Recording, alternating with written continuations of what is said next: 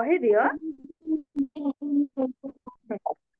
ହଁ ତ ଇଏ ଯାଇ କହିଲେ ଦେଖନ୍ତୁ ଆମର ରୂପ ଗୋସ୍ୱାମୀ ସନ୍ନ୍ୟାସୀ ନା, ତ ସେ କୌଣସି ନାରୀ ସହିତ ମାନେ କଥାବାର୍ତ୍ତା କରନ୍ତିନି, ମିଶନ୍ତିନି। କହିଲେ ଆଚ୍ଛା, ଆରେ ମୁଁ ତ ଶୁଣିଥିଲି ସଂସାରରେ ଜଣେ ଏକମାତ୍ର ପୁରୁଷ, ସିଏ ହେଲେ କୃଷ୍ଣ, ଆଉ ବାକି ସମସ୍ତେ ନାରୀ। ଇଏ କେଉଠୁ ପୁରୁଷ ଚାଲି ଆସିଲା? ମୁଁ ତ ଜାଣିଥିଲି ଜଣେ ପୁରୁଷ, ଇଏ ଦ୍ଵିତୀୟ ପୁରୁଷ କୋଉଠୁ ଚାଲି ଆସିଲା? ତ ଏମିତି କହିକି ମନ ଦୁଃଖ କରି ଯେତେବେଳେ ଯାଉଥିଲେ, ତ ସିଏ ଏଇ କଥାଟାକୁ ଆସିକି କହିଲେ, ଆରେ ଏ କଣ ସାଧାରଣ ନାରୀ ନଥିଲେ, ଗୋଟେ ତତ୍ତ୍ୱ କଥା କହିକି ଗଲେ। କଣ କହିଲେ? କହିଲେ ଆରେ ମୁଁ ତ ଜାଣିଥିଲି ସଂସାରରେ କେବଳ ଭଗବାନ ହିଁ ଯେ ପୁରୁଷ, କୃଷ୍ଣ ହିଁ ପରମ ପୁରୁଷ, ବାକି ସମସ୍ତେ ନାରୀ। ତ ଇଏ ଦୁସରା ପୁରୁଷ କୋଉଠୁ ପୁଣି ଚାଲି ଆସିଲା? କହିଲେ, ହଁ ଇଏ ତାହେଲେ ସାଧାରଣ ନାରୀ ନୁହେଁ, ଏତେ ବଡ ତତ୍ତ୍ୱ କଥା କହୁଛି ମାନେ ସାଧାରଣ ନାରୀ ନୁହେଁ, ଯାଅ ଯାଅ ଯାଅ ଡାକିକି ଆଣ। ତ କହିବାର ଅର୍ଥ, ଭଗବାନ ଏଠି ଯୋଉ ନାରୀ ମନୋହାରୀ ଲେଖା ହେଇଛି ଭଗବାନଙ୍କର ଗୁଣ, ଭଗବାନ ସମସ୍ତଙ୍କୁ ଆକର୍ଷଣ କରନ୍ତି ତାଙ୍କର ମନମୋହକ ଆଦାରେ, ତାଙ୍କର ସୌନ୍ଦର୍ଯ୍ୟରେ, ତାଙ୍କର ଐଶ୍ୱର୍ଯ୍ୟରେ, ସବୁ କିଛିରେ ସେ ସମସ୍ତଙ୍କୁ ହରଣ କରନ୍ତି, ମନକୁ ହରଣ କରନ୍ତି। ବାସ୍ତବିକ ଦେଖିବା ନାରଦ ମୁନି, ନାରଦ ମୁନି ତ ବୈରାଗୀ ନା, ଗଣେ ସନ୍ନ୍ୟାସୀ କହିବାକୁ ଗଲେ। ତ ଆମେ ଦେଖିବା ଭାଗବତ ଏକାଦଶ ସ୍କନ୍ଧରେ ଅଛି, ସେଇଠି କୁହାଯାଇଛି ଯେ ଗୋବିନ୍ଦం ଭୁଜ ଗୁପ୍ତାୟାମ୍ ଦ୍ୱାରବତ୍ୟା କୁରୁଦ୍ବହ ଆବାସିତ ନାରଦ ଅଭୀକ୍ଷଣମ୍ କୃଷ୍ଣ ଦର୍ଶନ ଲାଲସା। କହୁଛନ୍ତି ଏଠି କଣ, ଯୋଉ ଦ୍ୱାରବତ୍ୟା ମାନେ ଦ୍ୱାରିକା ନଗରୀକୁ କୃଷ୍ଣ ଭୁଜ ଗୁପ୍ତାୟ ନିଜ ବାହୁବଳରେ ସୁରକ୍ଷା ଦଉଥିଲେ, ତ ସେଇଭଳି ଦ୍ୱାରିକାକୁ ନାରଦ ମୁନି ଆବାସିତ ଆଉ ଅଭୀକ୍ଷଣ ମାନେ ଅଭୀକ୍ଷଣ ମାନେ ବାର ବାର ଆସୁଥିଲେ, ଆଉ ଆବାସିତ ମାନେ ପ୍ରାୟ ରହି ଯାଉଥିଲେ। କୋଉଠି? ଦ୍ୱାରିକାରେ। କାହିଁକି ନା କୃଷ୍ଣ ଦର୍ଶନ ଲାଲସା, କୃଷ୍ଣକୁ ଦର୍ଶନ ଲାଳସାରେ, ନା ତାଙ୍କୁ ଗୋଟେ ସେକେଣ୍ଡ ଛାଡିକି ଇଚ୍ଛା ହଉନଥିଲା ଯାଇତେ, ଭଗବାନଙ୍କୁ ଛାଡିକି ତାଙ୍କୁ ଇଚ୍ଛା ହଉନଥିଲା। ତ ଏମିତି ଅଛନ୍ତି, ଭଗବାନଙ୍କୁ ଯିଏ ଥରେ ଦେଖିବ, ଆଉ ସେ କେବେ ସଂସାରକୁ ଦେଖିବନି। ଥରେ ଜଣେ କବି ବି ଏଇ କଥା କହୁଥିଲେ, କହିଲେ ଯିଏ ତମେ ସଂସାରରେ ଯେମାନେ ଅଛ ନା, ପିଲା ଛୁଆ ଘର ବାଡିରେ ରଚା ପଚା, ତ ସେଇଠି ରୁହ।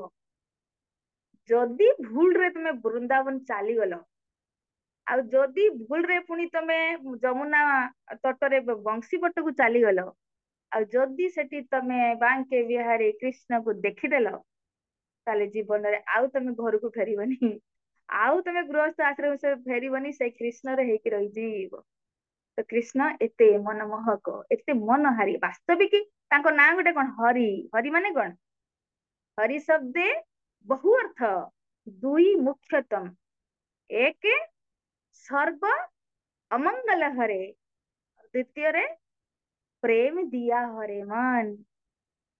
ହଁ, ତ ତାଙ୍କ ନାଁ ହିଁ ହରି। ସେ ଏକ ତ ଯେତେବେଳେ ଆମେ ତାଙ୍କ ସହିତ କନେକ୍ଟ ହଉ, ମାନେ ତାଙ୍କର ନାମ କରୁ, ତାଙ୍କୁ ସ୍ମରଣ କରୁ, ତାଙ୍କ କଥା ଶ୍ରବଣ କରୁ, ତ କଣ ହୁଏ, ଧୀରେ ଧୀରେ ଭଗବାନ ଆମର ସବୁ ଅମଙ୍ଗଳ ହରଣ କରିନିଅନ୍ତି।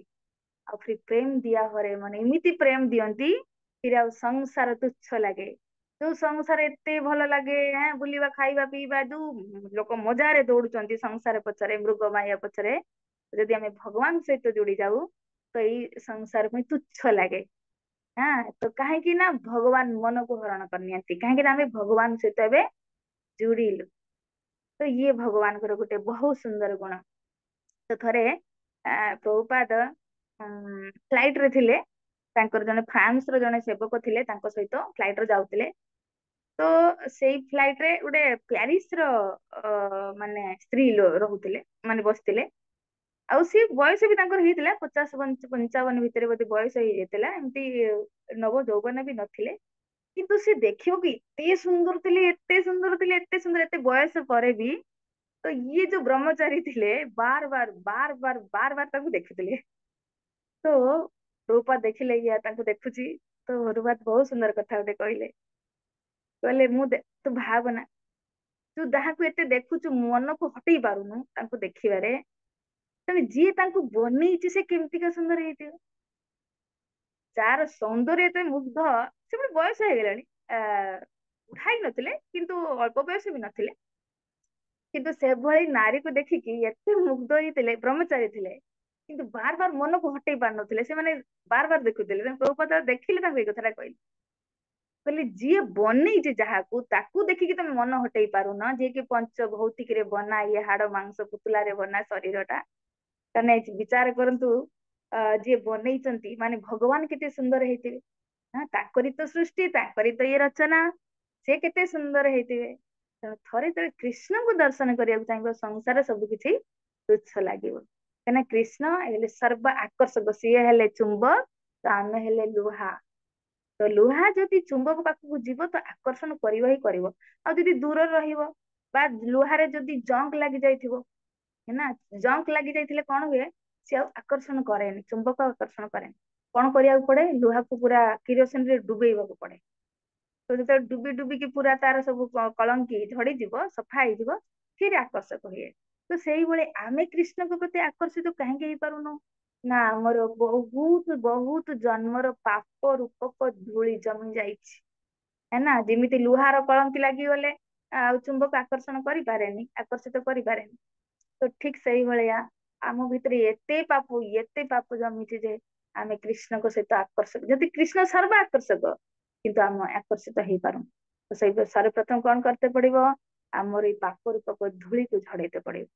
ତ ଫିର ସ୍ୱଭାବତଃ କୃଷ୍ଣ ସର୍ବ ଆକର୍ଷକ, ଆଉ ସମସ୍ତଙ୍କୁ ଏହା ତକ ମୁନି ଋଷି ମାନଙ୍କୁ ବି ହରଣ କରନ୍ତି। ଆମେ ଦେଖିଛେ ନା ରାମାୟଣରେ ଆପଣ ଶୁଣିଥିବେ, ଯେତେବେଳେ ଭଗବାନ ରାମ ବିଚରଣ କରୁଥିଲେ ବନରେ, ତ ଋଷି ମୁନି ବୈରାଗୀ ଭଗବାନଙ୍କ ରୂପରେ ସୌନ୍ଦର୍ଯ୍ୟରେ ଏତେ ମୁଗ୍ଧ ହେଇଥିଲେ, ମନରେ କାମନା କରୁଥିଲେ କାଶ ଆମେ ସ୍ତ୍ରୀ ହେଇଥାନ୍ତେ ତ ଭଗବାନଙ୍କୁ ପତି ରୂପରେ ପାଇଥାନ୍ତେ। ତ ଯେଇ ତାଙ୍କର ଏଇ କାମନା ଥିଲା ଭଗବାନଙ୍କୁ ପତି ରୂପରେ ପାଇବାର, ତ ଆମେ ଦେଖିବା ଦ୍ୱାପର ଯୁଗରେ ସେମାନେ ସବୁ ଗୋପୀ ହେଲେ, ସେ ଭଗବାନଙ୍କୁ ପତି ରୂପରେ ପାଇଲେ। ତ କହିବାର ଅର୍ଥ ଆମେ ଆକ୍ଚୁଆଲି ସଂସାରରେ ମନଟାକୁ ଦେଇଛେ ନା, ତ ସେଇପାଇଁ ଭଗବାନଙ୍କ ପ୍ରତି ଆକର୍ଷିତ ହେଇପାରୁ। ତ ବାସ୍ତବିକ ଭଗବାନ ସମସ୍ତଙ୍କୁ ମନକୁ ହରଣ କରି ତାଙ୍କ ନାଁ ହିଁ ହରି, କିନ୍ତୁ କରତେ କଣ ପଡିବ, ଭଗବାନଙ୍କ ସହିତ କନେକ୍ଟ ହେଇତେ ପଡିବ।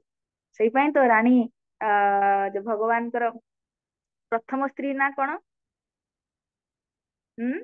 ରୁକ୍ମଣୀ, ରୁକ୍ମଣୀ। ହଁ, ରୁକ୍ମଣୀ କଣ କହିଥିଲେ ତାଙ୍କ ସ୍ତୁତିରେ, ଶ୍ରୁତ୍ୱା ଭୁବନ ସୁନ୍ଦର ଗୁଣାନୁକଥନେ। ହଁ, ତ ଯେତେବେଳେ ଭଗବାନ ପଚାରିଲେ ତୁ ମତେ ଏତେ ଆକର୍ଷିତ ମୋ ପ୍ରତି କେମିତି ହେଲୁ, ନା ମତେ କେବେ ଦେଖିଛୁ, ନା ମତେ କେବେ ମିଶିଛୁ, ତୁ ମୋ ପ୍ରତି ଏତେ ଆକର୍ଷିତ କେମିତି ହେଇଗଲୁ, ଚିଠି ଲେଖିଥିଲେ ନା। ତ ମାନେ କହୁଛନ୍ତି ଶ୍ରୁତ୍ୱା, ଶ୍ରୁତ୍ୱା ଭୁବନ ସୁନ୍ଦର, ହେ ଭୁବନ ସୁନ୍ଦର, ତମ ବିଷୟରେ ମୁଁ ଶୁଣିକି ତମ ପ୍ରତି ଆକର୍ଷିତ ହେଇଗଲି। ବାସ୍ତବିକ ଯେତେ ପର୍ଯ୍ୟନ୍ତ ଆମେ ଭଗବାନଙ୍କ ବିଷୟରେ ଶୁଣିନେ ତ କେମିତି ଆକର୍ଷିତ ହବା। ହଁ, ଭଗବାନ ଆକର୍ଷଣ କରିବା ପାଇଁ ତ ଅପେକ୍ଷା କରିକି ବଇଛନ୍ତି, କାରଣ ସେ ଚୁମ୍ବକ, ଆମେ ଲୁହା, ଲୁହାଟା ସିନା ଚୁମ୍ବକ ପାଖକୁ ଗଲେ ସେ ଆକର୍ଷଣ କରିବେ, ଆଉ ଯଦି ଦୂରରେ ଅଛି କେମିତି ହବ, ଆଉ ଯଦି କଳଙ୍କି ଲାଗିଛି କେମିତି ହବ। ତ ସେଇ ପାଇଁ ଆମକୁ ପାଖକୁ ଯାଇତେ, ତାଙ୍କ ବିଷୟରେ ଶୁଣିତେ ପଡିବ। ଯଦି ରୁକ୍ମଣୀ ଭଗବାନଙ୍କ ବିଷୟରେ ଶୁଣିକି ତାଙ୍କୁ ପତି ରୂପରେ ପାଇବାକୁ ଚାହିଁଲେ, ତ ଆମେ ବି ବାସ୍ତବିକ କୃଷ୍ଣ ସମସ୍ତଙ୍କର ପତି, କାହିଁକିନା ସେଇ ହିଁ ଜଗନ୍ନାଥ ସ୍ଵାମୀ କହୁଛେ ନା, ବା ସ୍ଵାମୀ ମାନେ ପତି ମାନେ କଣ, ଯିଏ ପାଳନ କରେ। ବାସ୍ତବିକ ପାଳନ କିଏ କରୁছে ଆମର? ହଁ, ସ୍ଵାମୀ ତ କିଏ ନା, ସ୍ଵାମୀ ତ ପଇସା ରୋଜଗାର କରିକି ଆଣୁଛନ୍ତି, ସେ ପଇସା କଣ ଖାଇକି ପେଟ ଭରିବା। ହଁ, ବାସ୍ତବିକ ଆମର ପୋଷଣ କିଏ କରୁଛନ୍ତି, ହାୱା ପାଣି ପ୍ରକାଶ ଖାଦ୍ୟ ଦଉଛନ୍ତି କିଏ?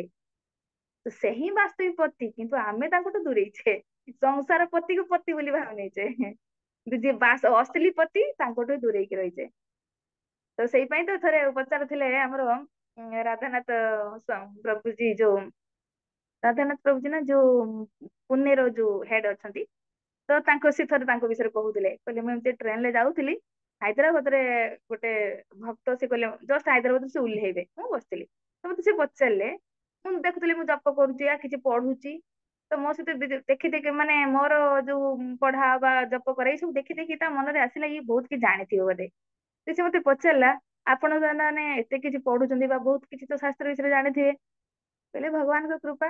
କଣ ହେଲା ନା, ଆପଣ ମତେ 5 ମିନିଟରେ ମୋର ଷ୍ଟେସନ ଆସିବ, ମୁଁ ହାଇଦ୍ରାବାଦରେ ଓହ୍ଲେଇବି, ତ ଆପଣ 5 ମିନିଟରେ ମତେ କହିପାରିବେ କି ସାର ବେଦର ସାର, 5 ମିନିଟରେ ସାରା ବେଦ ଶାସ୍ତ୍ର ପୁରାଣର ସାର କହିପାରିବେ କି? ସେ ଗୋଟେ ବହୁତ ବଢିଆ କଥା କହିଥିଲେ, ତେଣୁ ମତେ ବି ବହୁତ ଭଲ ଲାଗିଥିଲା। ତ କହିଥିଲେ, कृष्ण हमारे पति, कृष्ण हमारे गति, उनमें लगाओ मति, ताकि हो जाए उनमें रति। ମାନେ ପୁରା ଶାସ୍ତ୍ର ବେଦ ପୁରାଣର ଏଇ 4ଟା ଲାଇନ 5 ମିନିଟ ବି ଲାଗିଲାନି। ହେଁ, 1 ମିନିଟ ବି ଲାଗିବନି। ବସ ଏତିକି ବୁଝ, କୃଷ୍ଣ ହମାରେ ପତି, ପତି ମାନେ ଯିଏ ପାଳନ କରିବା, ବାସ୍ତବିକ ସେଇ ତ ପାଳନ କରୁଛନ୍ତି। है ବିନା ଅକ୍ସିଜେନ ରେ କି ବଞ୍ଚିବା କିଏ ଦଉଛନ୍ତି, ବିନା ଖାଦ୍ୟରେ କେହି ବଞ୍ଚିବା ତ କିଏ ଦଉଛନ୍ତି, ବିନା ଜଳରେ କେହି ବଞ୍ଚିବା ତ କିଏ ଦଉଛନ୍ତି। ବିନା ପ୍ରକାଶରେ କି ବଞ୍ଚିବା କିଏ ବୁଝୁଛି? ତ ସେଇ ତ ପୋଷଣ କରୁଛନ୍ତି କିନ୍ତୁ ଆମେ ତାଙ୍କୁ ପତି ରୂପରେ ଭାବୁନେ। तो से भी कृष्ण हमारे पति आगे एटा जानवा दरकार। तो फिर कृष्ण हमारे गति आम जीवन लक्ष्य गति मान लक्ष्य हवा द्वारा कृष्ण को प्राप्त करिया। आ तृतीय सारा शास्त्र एटा ही कहूची। भगवत गीता तो आम पढ़ी जाऊे ना कौन कहते मते प्राप्त करे इमं प्राप्य भजस्व माम। हाँ अनित्य असुखम जगतटा अनित्य असुख मते प्राप्त करने भजन कर भगवान स्वयं भी कहते। तो कृष्ण हमारे गति आम जीवन लक्ष्य हवा दरकार कृष्ण को प्राप्त करें। किंतु केते प्राप्त करवा ना उनमें लगाओ मती मती टाको लगाओ कहीं अंतिम समय भगवान मन को मागिଛନ୍ତି जदि अभ्यास कर मन लगे मृत्यु समय तेणु मन को लगाओ जेन केन प्रकार मन कृष्ण निवेश तो बस जमीती हो भगवान को पाखे मन टाको लगाओ ताकि हो जाए उनमें रति तो मला लगेते लगेते फिर प्रेम हो कृष्ण के प्रति आ थे कृष्ण को जो भल पाइब संसार ताको तुच्छ लगे। ये है नारी मनहारी। है वास्तविक आम समस्ते ये नारी प्रकृति तो आम मन को हरण करते जिते आम सहित जुड़ू केमितिका प्रथमे श्रवण माध्यम है ना आज जिते भी आम आज किसी भी भगवान को भल पाऊँ किसी भी करूँ किछिटा भी तो केवल शुणा द्वारा ना जदि आगुरी आम शुणी नथिले कौन किसी करते शुणा द्वारा तो जमी रुक्मणी शुणिकी भल पाइले सारा संसार जी भी ऋषि मुनि जिते भी अच्छे भगवान विषय शुणिकी फिर भगवान को भल पाई आज भगवान को विषय जानिले सब छई दउछन कि तांको प्रति प्रेम ने हम जो जाऊचे ना कलेक्शन रे हम देखुचे लोक मानकर भगवान प्रति के प्रेम केते सत्तरे दुर्लभ दुर्लभ कृष्ण प्रेम सत्तरे एबडा देखिले मते लागे केते जन्म लागि जीव कृष्ण को भल पाइबा जेते कि सेई तो सब करछंती किंतु जेते जाय कृष्ण कर महिमा को न सुनिचे तो काहे केमिति भल पाइबा ना। तो जब यह बहुत सुंदर भगवान कर ये गुण मनोहरी हम समस्त मन को से हरण करेंगे केते जिते आम सहित कनेक्ट हवा केमती सर्वप्रथम श्रवण। हाँ से जिते जाए न शुणुचे जावत कर्णगता नास्ति सुख शास्त्र कथा क्षण तावत संसारे चक्रे अस्मिन् भ्रमते अज्ञानतापमा। व्यासदेव मुनि भागवत महिमारे लिखुचंती जेते पर्यंत कानर गात माध्यम भगवत सुख शास्त्र माने भागवत को न शुणिचे सेते पर्यंत अज्ञान रे पड़ी के संसार भ्रमण करुवा। बस शुणिले फिर भगवान को भल पाइबा और भल पाइले कृष्ण को प्राप्त हो जावा सिंपल सा कथा। तो जब ये बहुत सुंदर गुण भगवान कर नारी मनहारी। तो द्वितीय गुण है सर्व आराध्य। सर्व आराध्य समस्ते आराधना करती किए किए आराधना करती कहते आराध्य क्या कहुए तो प्रभुपाद टिके लिखुଛନ୍ତି जे समस्त प्रकार मनुष्य एवं देवता द्वारा आराधित एवं सम्मानित व्यक्ति को सर्व आराध्य कहुए। जहाँ को मनुष्य भी आराधना करती आउ सारे देवता भी आराधना करती। तो से गोटे बहुत सुंदर स्तुतिटा आसे टिके पढ़िबा किमिति आराधना किए कहती जय्यं ब्रह्मा वरुण इंद्र रुद्र मरुत तुभ्यन्ति दिव्यैस्तवे वेदै साङ्गपदक्रमापनिषदे गायन्ति यं सामगाम् ध्यान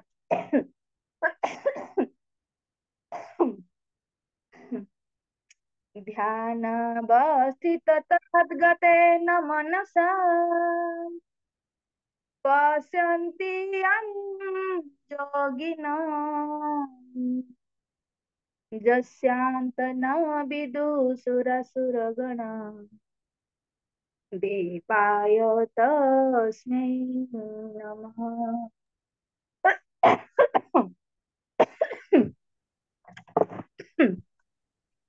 पानी पी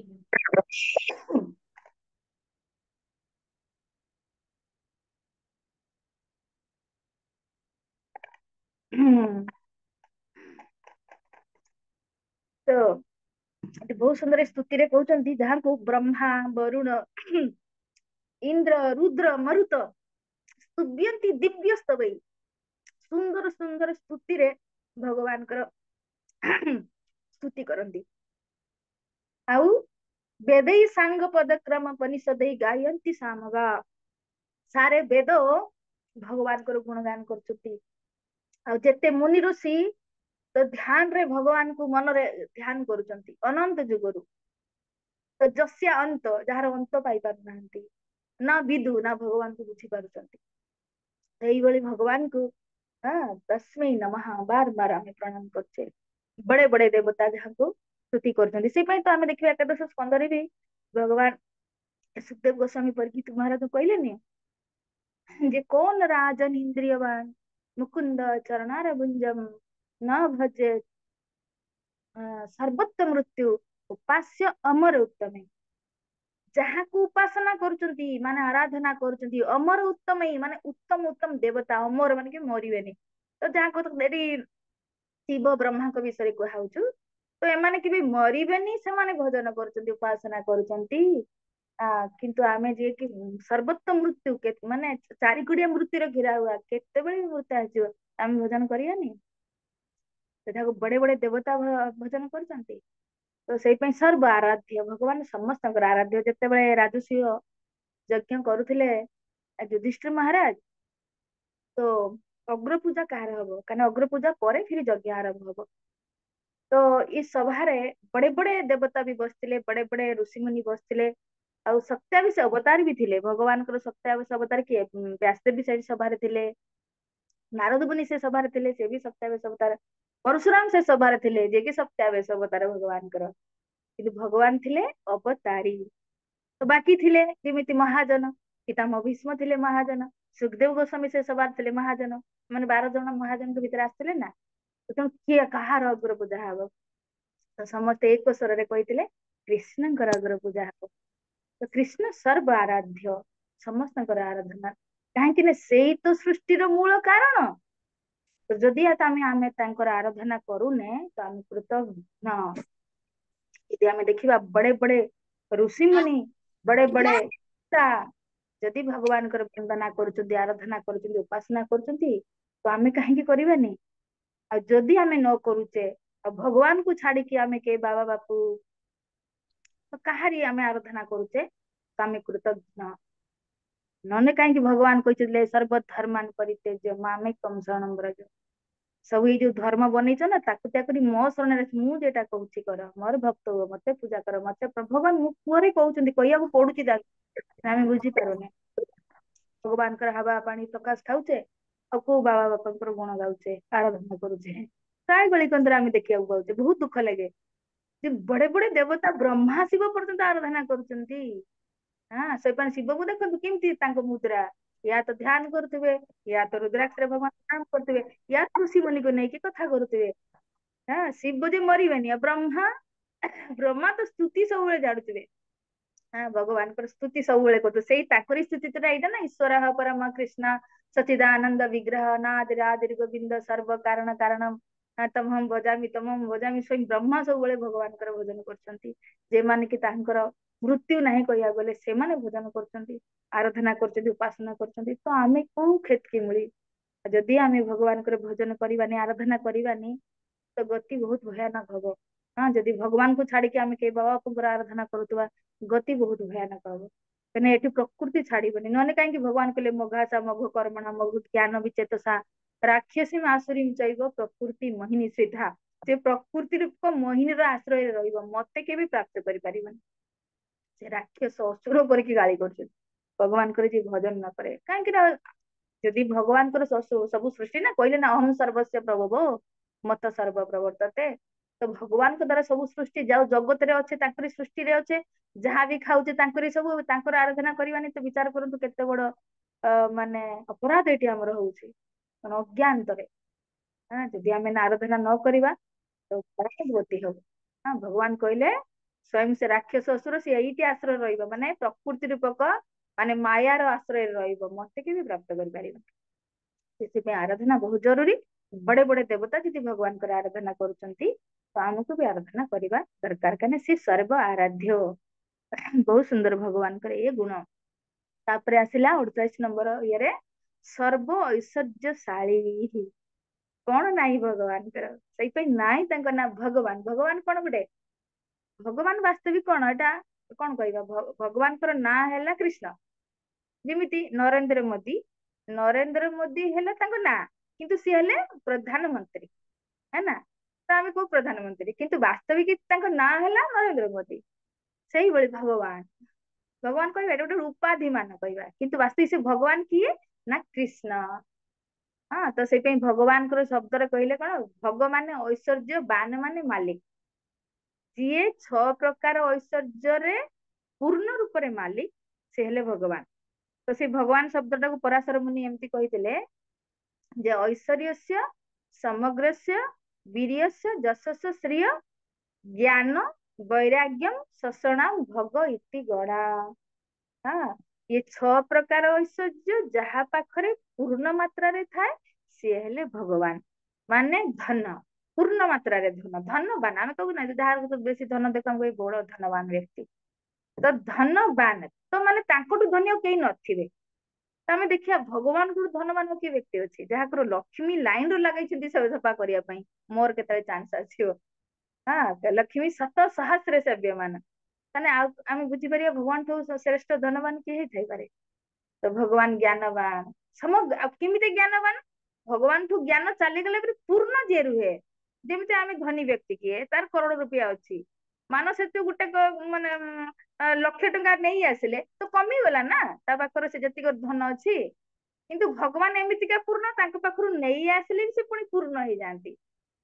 ତାଙ୍କ ପାଖରୁ ଧନ ନେଇ ଆସନ୍ତୁ, ବଳ ନେଇ ଆସନ୍ତୁ, ଜ୍ଞାନ ନେଇ ଆସନ୍ତୁ, କିଛି ବି ନେଇ ଆସନ୍ତୁ, ଯୋଉ 6 ପ୍ରକାର ଐଶ୍ୱର୍ଯ୍ୟ, କିନ୍ତୁ ପୁଣି ଫିରି ପୂର୍ଣ୍ଣ ହେଇଯାଏ।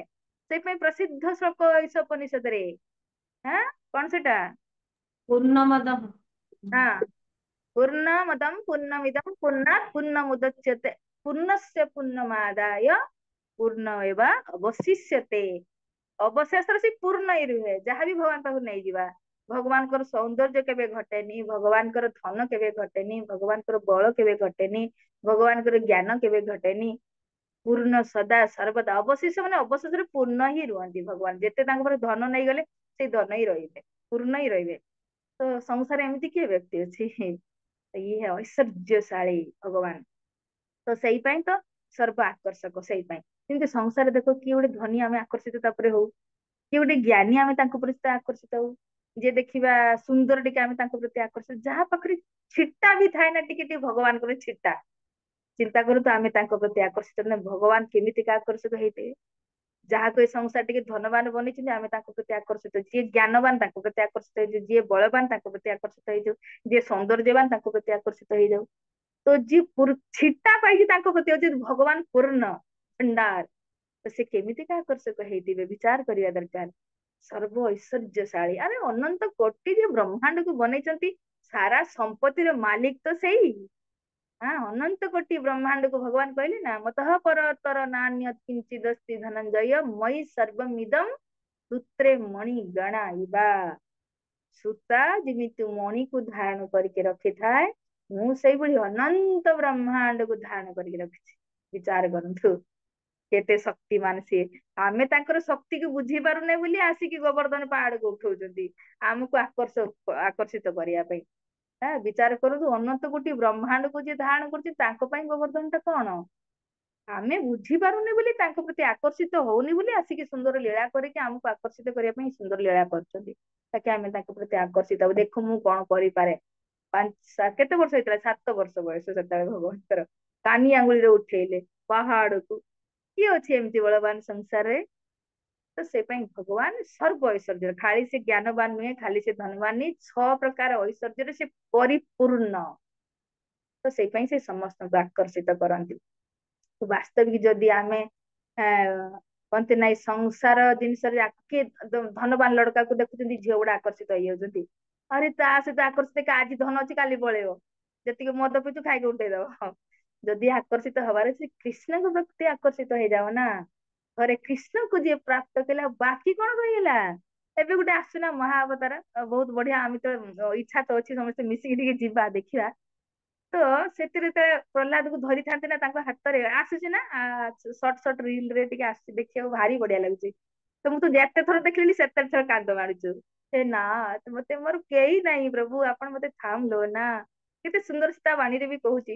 ତ ସେଇଠି ସେ କହୁନା, ଆପଣଙ୍କୁ ଯେ ଥରେ ପ୍ରାପ୍ତ କଲା ମାଗ, ଯେତେବେଳେ ଭଗବାନ କହୁଛନ୍ତି ମାଗ ପ୍ରହ୍ଲାଦ କିଛି ବର ମାଗ, ସେ କଣ କହୁଛି, ପ୍ରଭୁ ଆପଣଙ୍କୁ ଯିଏ ପ୍ରାପ୍ତ କରିନେଲା ଆଉ ତାର କିଛି ମାଗିବାର ବାକି ଥାଏ କି? ତ ବୁଦ୍ଧିମାନ ବ୍ୟକ୍ତି ଭଗବାନଙ୍କୁ ମାଗି ନେବା ଦରକାର, ସେ ସର୍ବୈଶ୍ୱର୍ଯ୍ୟଶାଳୀ। କିନ୍ତୁ ଆମେ କଣ ଭଗବାନଙ୍କ ଠୁ ତ ମାଗୁନେ, ଭଗବାନଙ୍କୁ ତ କିଛି ଜାଣି ହି ନାହିଁ।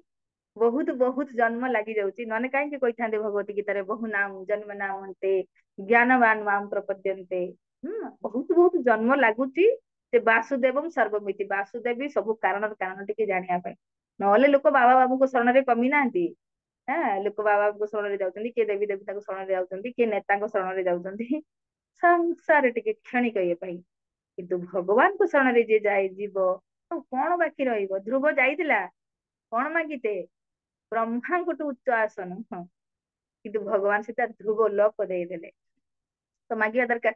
ଯେତେବେଳେ ଭଗବାନଙ୍କୁ ସେ ସାକ୍ଷାତ ଭେଟିଛନ୍ତି ଆଉ କହୁଛନ୍ତି ମାଗ, ଧ୍ରୁବ କଣ କହିଲା, ପ୍ରଭୁ ମୁଁ ତ କାଚ ମାଗିତେ ଆସିଥିଲି, ଆପଣ ମଣି ମାଗିଗଲେ। ଯାହାକୁ ମଣି ମିଳିଗଲା ସେ କଣ କାଚ ମାଗିବ? ତ ସେଇଭଳି ବୁଦ୍ଧିମାନ ବ୍ୟକ୍ତି ଭଗବାନଙ୍କୁ ମାଗିଦବା ଦରକାର, କାହିଁକିନା ସଂସାର ସମ୍ପୂର୍ଣ୍ଣ ଐଶ୍ୱର୍ଯ୍ୟଶାଳୀ ସିଏ। ତ ତାଙ୍କ ପାଖରୁ ଧନ ଜ୍ଞାନିକ ସଂସାର, ଆମେ ଦେଖ ଲକ୍ଷ୍ମୀ ପୂଜା କରୁଛେ ଟିକେ କୃପା ଲକ୍ଷ୍ମୀର କୃପା କଟାକ୍ଷ ପାଇବା ପାଇଁ। କିନ୍ତୁ ଯଦି କୃଷ୍ଣ ମିଳିଗଲେ, ଲକ୍ଷ୍ମୀ ତ ତାଙ୍କ ପାଦ ଛାଡିକି ଯାଆନ୍ତି ନାହିଁ, ତମ ଘର ଛାଡିକି ଯିବେନି। କିନ୍ତୁ ଆମେ କୃଷ୍ଣକୁ ବାଦ ଦେଇ କେବଳ ଲକ୍ଷ୍ମୀଙ୍କୁ ପୂଜା କରୁ। ତ ସେଇ ପାଇଁ ଦରିଦ୍ର। କେବେ ଆମେ ଦେଖିଛେ ନା ଯେ ହଁ ଲକ୍ଷ୍ମୀ ପୂଜା କରିବୁ ଧନୀ ହେଇଗଲେ? କାହିଁକି ନା ଲକ୍ଷ୍ମୀଙ୍କର କୃପା କଟାକ୍ଷ ମିଳିବନି ଯେତେ ପର୍ଯ୍ୟନ୍ତ ତାଙ୍କର ପ୍ରତି ପ୍ରେମୀ ତାଙ୍କର ନାରାୟଣଙ୍କ ସହିତ ଆରାଧନା ନ କରାଯାଏ, କାହିଁକିନା ସେ ସର୍ବ ଆରାଧ୍ୟ। ତ ଯେତେବେଳେ ଆମେ କୃଷ୍ଣଙ୍କର ଆରାଧନା କରୁ, ଲକ୍ଷ୍ମୀଙ୍କର ବି କୃପା ଆମକୁ ମିଳିଯାଏ, ସବୁ ଦେବୀ ଦେବତାଙ୍କର ବି କୃପା ମିଳିଯାଏ। କାହିଁକି ନା ସମସ୍ତେ ମିଶିକି ଭଗବାନଙ୍କର ଆରାଧନା କରନ୍ତି। ତ ଯିଏ ଭଗବାନଙ୍କର ଆରାଧନା କରେ, ତ ସାରେ ଦେବୀ ଦେବୀ ତାଙ୍କ ଉପରେ ମାନେ ପ୍ରସନ୍ନ ହେଇଯାନ୍ତି। ଏହା ତ ଭୋଲେନାଥ ବି, ଆଜି ମୁଁ ଶ୍ରାବଣ ମାସର ମହିମା ବିଷୟରେ ଶୁଣୁଥିଲି ଲାଲଗୋବିନ୍ଦ ପ୍ରଭୁଙ୍କ କ୍ଲାସ ରେ। ତ ଭଗବାନ ଭୋଲେନାଥ ବି ପ୍ରସନ୍ନ ହୁଅନ୍ତି ଯିଏ କୃଷ୍ଣଙ୍କର ଆରାଧନା କରେ। ହେଲେ ଆରେ ମୋର ଭକ୍ତ ଯିଏ ଆସୁଛ ଦେଖ କେତେ ଭିଡ। ହଁ, ସଣ୍ଡେ ମଣ୍ଡେ କୁ ଦେଖିବେ, ସଣ୍ଡେ ଦିନ ଚାଲିଥିବେ ସବୁ ପାଣି ଢାଳିବା ପାଇଁ, କେତେ ମନ୍ଦିର ମାନଙ୍କରେ ବହୁତ ଭିଡ। କଣ ପାଇଁ ଯାଉଛନ୍ତି? କାଲି ଜଣେ ମୁଁ ଭେଟିଲି, ଯୋଉ କଲେକ୍ସନ ରେ ଯାଇଥିଲି, ତ ସିଏ କହୁଥିଲେ ହଉଛି ମତେ ଯିବାର ଅଛି କୋଉଠିକି ପାଣି ଢାଳିତେ, ମାନେ କାଲି ମୁଁ ସେ ଚାଲିବେ ପଞ୍ଚଲିଙ୍ଗେଶ୍ୱର ଯିବେ, ଗୋଟେ କୋଉଠି ସେଟା କି ଜାଗାରୁ ପାଣି ଭରି ପଞ୍ଚଲିଙ୍ଗେଶ୍ୱର ଚାଲି ଚାଲି ଯିବେ ଖାଲି ପାଦରେ। କଣ ପାଇଁ ଯିବେ? ମୁଁ କହିଲି କଣ ପାଇଁ, ଏମିତି କଣ କିଛି ନା? ହଁ, ମୋ ଝିଅ ଟା ପାଠରେ ମନ ଦଉନି ନା, ତ ଟିକେ ଭଗବାନ ପ୍ରାର୍ଥନା କରିବା ଛୁଆଟା ଯେମିତି ଗୋଟେ ମନ ଲଗୁ, ପାଠ ଟିକେ ମନ ଦେଇ ପାଠ ପଢୁ। ବାସ୍। କେତେ ଆମେ କେଇଟି ଅଛେ, ମୋର ଯଦି ପାଠ ପଢିଲେ କଣ ହବ ବାପା ନା, ଛୁଆ ଯାଇକି ଆଗକୁ ଯେମିତି ହେଲେ କିଛି ଗୋଟେ କରିବେ। କଣ କରିବେ? ତାଙ୍କେ ଡକ୍ଟର ଇଞ୍ଜିନିୟର ହେବେ। ମୁଁ କହିଲି ଦେଖିଲ ନା ଗୋଟେ ଏରୋପ୍ଲେନ କ୍ରାସ ହେଇଗଲା, ଶୁଣିଥିଲ ନା? କହିଲେ ହଁ। ମୁଁ ଦେଖିଲ ନା, ସେ ତ ଡକ୍ଟର ହେଇତେ ଯାଇଥିଲା ନା, ଚାଲିଗଲେ ଗୋଟେ ସେକେଣ୍ଡରେ କାଟେ। ତ ଝିଅ ଜନ୍ମ ହେଇ ତାଙ୍କୁ ଭକ୍ତି ଶିଖାଅ, ଭଗବାନ ପ୍ରସନ୍ନ ହେବେ ଯେତେବେଳେ ଆମେ ତାଙ୍କୁ ଭକ୍ତି। ତାର ପାଠ କଣ ପଢିବେ ମାନେ? ହଁ, ପାଠ ତ ଅଟୋମେଟିକ ହବ ଯଦି ଭଗବାନଙ୍କର ଭଜନ କରିବା। ବୁଦ୍ଧି ଆଡେ ସେଟା ତମେ ଯାଉଛ ନା ବୁଦ୍ଧି ମାଗିତେ, ତାକୁ ଯେ ଭଗବାନ ଭୋଲେନାଥ କୃପା କରିବେ ତ ବୁଦ୍ଧି ହବ, ତାଙ୍କର ପାଠରେ ମନ ଲାଗିବ ଯୋଉ ବି। ତ ଭଗବାନ ବୁଦ୍ଧି ଦବାର କହୁଛନ୍ତି, ତେଷାଂ ସତତ ଯୁକ୍ତାନାଂ ଭଜତାଂ ପ୍ରୀତି ପୂର୍ବକମ୍ ଦଦାମି ବୁଦ୍ଧି, ମୁଁ ବୁଦ୍ଧି ଦେମି। ବାସ୍, କିନ୍ତୁ ଭଜନରେ ତମ ପିଲାଙ୍କୁ ଭଜନରେ ଲଗାଅ। ଏତେ କଷ୍ଟ କରିକି ଯିବ ମାଗିବ କଣ? ପିଲାଙ୍କର ଉଦ୍ଧାର ମାଗୁନ, ଯେ ମୃତ୍ୟୁ କେତେବେଳେ ହେଇଯିବ ତାଙ୍କର ଉଦ୍ଧାର ମାଗୁଛ କି ଭଗବାନ ମୋ ଛୁଆଙ୍କୁ ଏଇ ଜନ୍ମରେ ଉଦ୍ଧାର କରିଦିଅ, ତାଙ୍କୁ ଭଗବତ ଧାମ ପଠେଇଦିଅ, ଆଉ ଦିନ ମା ଘରକୁ ନ ଯାଉ। କିଏ ମା ଚାହୁଁଛି ଏଇଟା? ଜଣା ହିଁ ନାହିଁ। କଣ ମାଗିବା ଭଗବାନ ପାଖକୁ ଯାଇକି? ତ ଭୋଲେନାଥ ବହୁତ ସୁନ୍ଦର। ଆଜି ଏଇ ଶ୍ରାବଣ ମାସରେ ଶ୍ରବଣର ବିଧି କହୁଛନ୍ତି, ଯିଏ କୃଷ୍ଣଙ୍କର ଆରାଧନା କରନ୍ତି ସେ ମୋର ପ୍ରିୟ। ବହୁତ ସୁନ୍ଦର। ତ କାହିଁକି କୃଷ୍ଣ ଭକ୍ତ? ନିଷ୍କାମ, ସେ କୌଣସି କାମନା କରନ୍ତିନି, ତାଙ୍କୁ ଦରକାର କୃଷ୍ଣ ବାସ, କୃଷ୍ଣଙ୍କର ପ୍ରେମ ଏଇଟା ଦରକାର। ସେଇପାଇଁ ଭୋଲେନାଥଙ୍କର ସେ ପ୍ରିୟ। କିନ୍ତୁ କହନ୍ତି ମୋ ପାଖକୁ ତ ଆସି ବାସ, ମୁଁ ତ ତାଙ୍କର କାମନା ଶୁଣି ଶୁଣିକି କେତେ କୋଟି କୋଟି ଲୋକ ଏବେ ଯାଉଛନ୍ତି ନା। ସମସ୍ତଙ୍କର ଏଇ ଭୌତିକ ସଂସାରରେ କିଛି ନା କିଛି ବସ୍ତୁ ଦରକାର। ତ ସେଇ ପାଇଁ କାହାକୁ ଗୋଟେ ସୁନ୍ଦର ସ୍ତ୍ରୀ ଦରକାର, କାହାକୁ ସୁନ୍ଦର ପତି ଦରକାର, କାହାକୁ ପୁତ୍ର ଦରକାର, କାହାକୁ ଧନ ଦରକାର, କାହାକୁ ବିଦ୍ୟା ଦରକାର। ବା ସେ ଶୁଣି ଶୁଣିକି ବି ପାଗଳ ହେଇଯାଉଥିବେ ଭୋଲେନାଥ ପୁରା। କିନ୍ତୁ ତ କୃଷ୍ଣ ଭକ୍ତ ତାଙ୍କୁ ଯାଆନ୍ତି, ପ୍ରଣାମ କରନ୍ତି, କିଛି ଏତେ ଭିଡରେ ନାହିଁ, ଆରାମ ସେ ଏଇଠି ଘରେ ବସିକି ଯେତେବେଳେ ସ୍ତୁତି କରନ୍ତି, ଭୋଲେନାଥଙ୍କୁ ପ୍ରାର୍ଥନା କରନ୍ତି, ବାସ୍ କୃଷ୍ଣଙ୍କ ପାଖରେ ମୋ ମନ ଲଗୁ। ଏତିକି ଆଶୀର୍ବାଦ। ଏତେ ଭିଡ ଭାଡ କରି ଘରେ ବସିକି ଖାଲି ପ୍ରାର୍ଥନା କରନ୍ତି ନା, କାହିଁକିନା ତାଙ୍କର କିଛି କାମନା ହିଁ ନଥାଏ, କେବଳ ଭଗବାନଙ୍କୁ ପ୍ରାପ୍ତିର କାମନା ଥାଏ। ତ ଯେତେବେଳେ ଭଗବାନ ତାଙ୍କ ପାଖରେ, ଭୋଲେନାଥଙ୍କ ପାଖରେ ମଥା ଟେକିକି ଏଇ ଘରେ ରହିକି ଯେତେବେଳେ ଆମେ ସ୍ତୁତି କରୁ, ତାଙ୍କର ବନ୍ଦନା କରୁ, ତାଙ୍କ କଥା ଶୁଣୁ, ତ କଣ କରନ୍ତି? ପ୍ରସନ୍ନ ହେଇଯାଆନ୍ତି, ଆଶୀର୍ବାଦ ଦେଇ ଦିଅନ୍ତି। ତ ଏଇ ମାସରେ ଯିଏ ଭଗବାନ ଭୋଲେନାଥଙ୍କର କଥାକୁ ଶୁଣିବ କହୁଛନ୍ତି ତାକୁ ଭକ୍ତି ମିଳିବ, କାହିଁକିନା ସେ ମାର୍କଣ୍ଡେୟ ମୁନିକୁ ଆଶୀର୍ବାଦ ଦେଇଥିଲେ। ସେ ମାର୍କଣ୍ଡେୟ ମୁନି କିଛି ଜାଣିନଥିଲେ, କହୁଥିଲେ ମାଗ ମାଗ, ବୋଲେ ନାଇଁ ମୋର ବା କୃଷ୍ଣ ପାଖରେ କେମିତି ମନ ଲାଗିବ ସେଇ ଆଶୀର୍ବାଦ ଦିଅ। ତ ସେଇ ପାଇଁ ସେ କହିଲେ ଯିଏ ବି ଏଇ ମାସରେ ଭଗବାନ ଭୋଲେନାଥଙ୍କର କଥାକୁ ଶୁଣିବ, ଶ୍ରବଣ କରିବ, ତ କଣ ଆଶୀର୍ବାଦ ପାଇବ ତାଙ୍କ ପାଖରୁ ନା କୃଷ୍ଣେ ମତି ଅସ୍ତୁ। ବଡ କଷ୍ଟ, କୃଷ୍ଣ ପାଖରେ ମନ ଲଗେଇବା ଏତେ ସହଜ କଥା ନହେଲେ ବାବା, ଜନ୍ମ ଲାଗିଗଲା। କିନ୍ତୁ ଭୋଲେନାଥଙ୍କର ଆଶୀର୍ବାଦ ମିଳିଯିବ ତ ଆମେ ମନକୁ କୃଷ୍ଣ ପାଖରେ ଲଗେଇ ପାରିବା, ଆଉ ଭୋଲେନାଥ ପ୍ରସନ୍ନ ବି ହୁଅନ୍ତି ସେଥିରେ। ତ ବହୁତ ସୁନ୍ଦର, ସର୍ବ ଐଶ୍ୱର୍ଯ୍ୟଶାଳୀ ସ୍ୱୟଂ ଭଗବାନ, ତ ସେଇ ପାଇଁ ସର୍ବ ଆକର୍ଷକ ସମସ୍ତଙ୍କ ପାଇଁ। ତ ଯଦି ଆମେ ସଂସାରରେ ଆକର୍ଷିତ ନ ହେଇକି ଧନ ପଛରେ, ଜ୍ଞାନ ପଛରେ ଯୋଉ ବି ଭଗବାନ ପ୍ରତି ଆକର୍ଷିତ ହବା, ସେ ସାରା ଐଶ୍ୱର୍ଯ୍ୟର ମାଲିକ ଆମେ ବି ହେଇପାରିବା ଭଗବାନଙ୍କ ଧାମ ରେ। କାହିଁକି ନା ଯାହା ବାପର ସମ୍ପତ୍ତିରେ ପୁତ୍ରର ମାଲିକ, ପୁତ୍ର ତ ଅଧିକାରୀ ଥାଏ ନା, ତ ବୈକୁଣ୍ଠରେ ଯେତେ ସମସ୍ୟା ସବୁ ଆମର ଅଧିକାର। କିନ୍ତୁ ଏବେ ଗଲତି କଣ, ଆମେ ତାଙ୍କଠୁ ଦୂରେଇକି ଯାଇଛେ। ଯୋଉଦିନ ଆମେ ତାଙ୍କ ସହିତ ଯୋଡିଯିବା ସର୍ବ ଐଶ୍ୱର୍ଯ୍ୟର ମାଲିକ ଆମେ ବି ହେଇପାରିବା। ତ ସେଇ ପାଇଁ ବାସ୍ ଶୁଣିବା ଦରକାର ଭଗବାନଙ୍କ ବିଷୟରେ। ତ ଠିକ ଅଛି, ଆଉ ଗୋଟେ ଶ୍ଲୋକ ରହିଲା ସର୍ବ ସମ୍ମାନସ୍ପଦଃ। ତ ଟିକେ ଏଇଟା ଖାଲି ପଢିଦବା, ପ୍ରଭୁପାଦ ଯୋଉ ଲେଖିଛନ୍ତି ଭକ୍ତିର ସାମନ୍ତ ସିନ୍ଧୁରେ। କଣ ଲେଖିଛନ୍ତି, ପ୍ରଧାନ ବ୍ୟକ୍ତିଗଣଙ୍କ ମଧ୍ୟରେ ମୁଖ୍ୟ ବ୍ୟକ୍ତିଙ୍କୁ ସର୍ବ ସମ୍ମାନସ୍ପଦ କୁହାଯାଏ। କୃଷ୍ଣ ଯେତେବେଳେ ଦ୍ୱାରକାରେ ବାସ କରୁଥିଲେ ସେତେବେଳେ ଭଗବାନ ଶିବ, ଭଗବାନ ବ୍ରହ୍ମା, ସ୍ୱର୍ଗର ରାଜା ଇନ୍ଦ୍ରଙ୍କ ଭଳି ଦେବତାଗଣ ଏବଂ ଅନ୍ୟାନ୍ୟ ଅନେକ ତାଙ୍କୁ ଦର୍ଶନ କରିବାକୁ ଆସୁଥିଲେ। ତ ଦେବତା ମାନଙ୍କର ପ୍ରବେଶର ପରିଚାଳନା କରୁଥିଲା ବେଳେ ଦ୍ୱାର ରକ୍ଷକ ଏକ କର୍ମଚଞ୍ଚଳ ଦିବସରେ କହିଲେ, ହେ ଭଗବାନ ଶିବ ଏବଂ ଭଗବାନ ବ୍ରହ୍ମା, ଆପଣ ମାନେ ଅନୁଗ୍ରହ ପୂର୍ବକ ଏହି ବେଞ୍ଚରେ ଉପବେଶନ କରନ୍ତୁ ଏବଂ ଅପେକ୍ଷା କରନ୍ତୁ। ହେ ଦେବ ଦେବ ଇନ୍ଦ୍ର, ଦେବରାଜ ଇନ୍ଦ୍ର, ଆପଣଙ୍କର ସ୍ତୋତ ପାଠ ଅନୁଗ୍ରହ ପୂର୍ବକ ବନ୍ଦ ରଖନ୍ତୁ, ଏହା ଗୋଳମାଳ ସୃଷ୍ଟି କରୁଛି। ଅନୁଗ୍ରହ ପୂର୍ବକ ନୀରବରେ ଅପେକ୍ଷା କରନ୍ତୁ। ହେ ବରୁଣ ଦେବ, ଆପଣ ଚାଲି ଯାଆନ୍ତୁ। ହେ ଦେବଗଣ, ନିରର୍ଥକ ଆପଣ ମାନଙ୍କର ସମୟ ନଷ୍ଟ କରନ୍ତୁ ନାହିଁ। କୃଷ୍ଣ ଅତ୍ୟନ୍ତ ବ୍ୟସ୍ତ ଅଛନ୍ତି, ଆଜି ଦର୍ଶନ ହୋଇପାରିବ ନାହିଁ। କେତେ ସୁନ୍ଦର। ତ ମାନେ ବିଚାର କରନ୍ତୁ, ଭଗବାନ ଯେତେବେଳେ ଦ୍ୱାରିକାରେ ଥିଲେ, ବ୍ରହ୍ମା ଶିବ ବଡେ ବଡେ ଦେବତା ଇନ୍ଦ୍ର ମନ୍ଦ୍ର ସବୁ ଦେଖିବାକୁ ଆସନ୍ତି, ଭଗବାନଙ୍କୁ ଦର୍ଶନ କରିବାକୁ ଆସନ୍ତି, ବା ତାଙ୍କ ସୃଷ୍ଟି ବିଷୟରେ କିଛି ପରିଚାଳନା କରିବା ପାଇଁ, କିଛି ବି ମତ ମାନେ ଭଗବାନଙ୍କ ସହିତ ଚର୍ଚ୍ଚା କରିବା ପାଇଁ। ତ ଇଏ ଯୋଉ ଦ୍ୱାର ରକ୍ଷକ ଯିଏ ବି ତାଙ୍କୁ ଗେଟ କିପର ଯିଏ ରଖିଛନ୍ତି ନା, ତ ସେମାନେ ବ୍ୟସ୍ତ ବହୁତ ହେଇଯାନ୍ତି, କାହାର କଥା ଶୁଣିବେ। ତ ସେ କହୁଛନ୍ତି ଏରେ ଅନୁଗ୍ରହ ପୂର୍ବ ଆପଣଙ୍କ କଥାକୁ ବନ୍ଦ ରଖନ୍ତୁ, ହେ ଇନ୍ଦ୍ର ତମ ସ୍ତୁତି ପାଠ ବନ୍ଦ ରଖ ଟିକେ। ତ ତମ ସ୍ତୁତି କଲା ବେଳକୁ ଆମେ ଗୋଳମାଳରେ ପଡୁଛେ। ତ ବିଚାର କରନ୍ତୁ, ବଡେ ବଡେ ଦେବତା ଯାହାକୁ ସମ୍ମାନ କରୁଛନ୍ତି, ସର୍ବ ସମ୍ମାନସ୍ପଦ, ସମ୍ମାନର ଯୋଗ୍ୟ, କାହିଁକି ଭାଇ ସୃଷ୍ଟି କର୍ତ୍ତା ସିଏ। ହଁ, ତ ଯଦି ଦ୍ୱାରିକାରେ ଯେତେବେଳେ ଥିଲା ବେଳେ ବ୍ରହ୍ମା ଶିବ ସମସ୍ତେ ଆସିକି ଭଗବାନଙ୍କର ଦର୍ଶନ ପାଇବା ପାଇଁ ଲାଳସା କରୁଥିଲେ, ତ ବିଚାର କରନ୍ତୁ ତ ଆମେ କୋଉ କ୍ଷେତ୍ର ମୂଳିଛି, କାହିଁକି ଆମେ ଭଗବାନଙ୍କୁ ସମ୍ମାନ ନ କରିବା। ଆଜି କରୁନେ କାହିଁକି, ଭଗବାନ ବିଷୟରେ ଜାଣିନେ ବୋଲି। ମୁଁ ଯେତେବେଳେ ଯାଏ, କିଛି ଲୋକଙ୍କର ଏମିତି ଥାଏ, କୃଷ୍ଣଙ୍କ ଭିତରେ କେତେ ଅପଧାରଣା ରହୁଛି।